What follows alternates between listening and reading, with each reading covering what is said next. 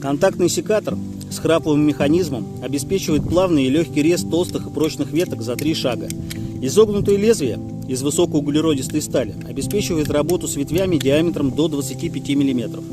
Лезвие секатора покрыто специальным напылением для защиты от налипания древесины.